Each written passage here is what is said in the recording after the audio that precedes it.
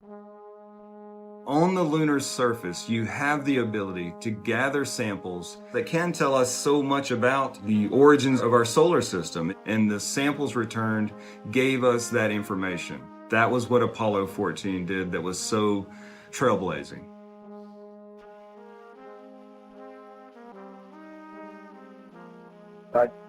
Looks good here, flight. Good agreement.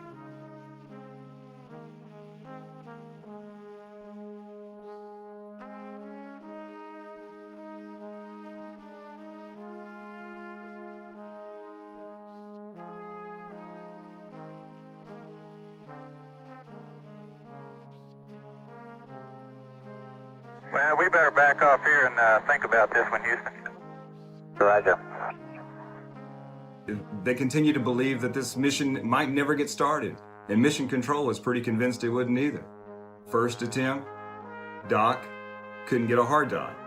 Second attempt, third attempt, fourth attempt, fifth, and a sixth attempt. 2 hours. But it's that spirit in Mission Control, in the crew, the faith and the confidence in their training, and they're able to work together as a team to get that mission going. I believe I got a hard dock, Houston.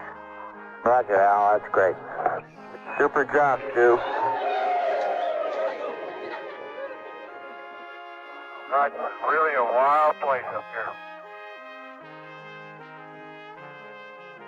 In the aftermath of Apollo 13, nothing was taken for granted. It took a lot of work back home to really reprogram that software, to really understand what had happened there.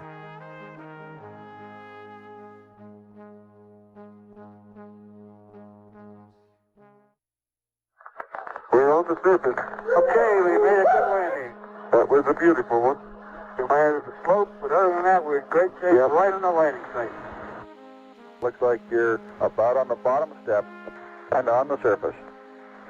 Bedford, old man. Hamlet's on the surface, and it's been a long way, but we're here.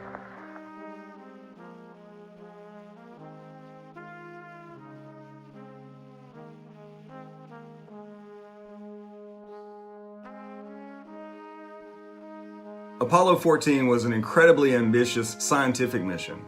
One of the things they had with them that was incredibly important was something called the Met, or the rickshaw. Basically a cart intended to carry both those scientific experiments, those payloads, but also to return those lunar samples. And so that allowed that crew to travel further from the lander than any crew had previously.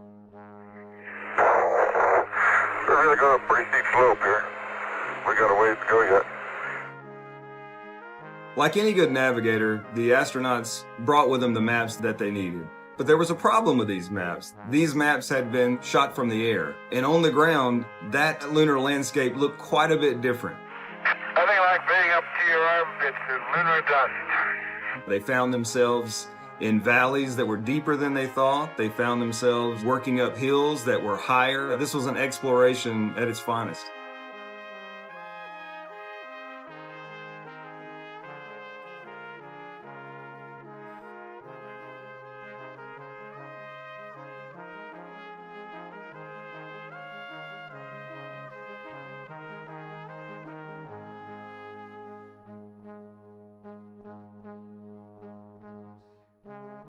The samples returned from Apollo 14 were incredibly important. They told us so much about the formation of the solar system, so much about the material that makes up the moon.